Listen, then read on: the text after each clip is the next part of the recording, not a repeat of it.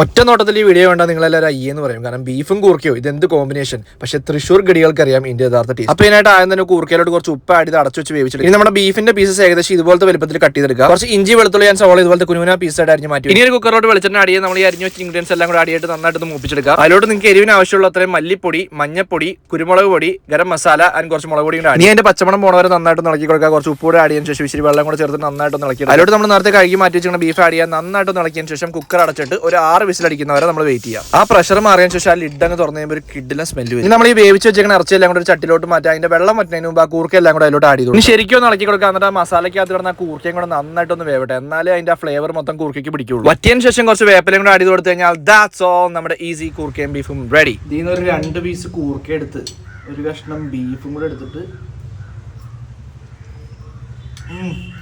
ആ കൂർക്കയിലോട്ടൊക്കെ മസാല നന്നായിട്ട് പിടിച്ചു കഴിഞ്ഞിട്ടുണ്ട്. നല്ല ടേസ്റ്റ് ഉണ്ട്. എന്തായാലും ട്രൈ ചെയ്ത് നോക്കാം.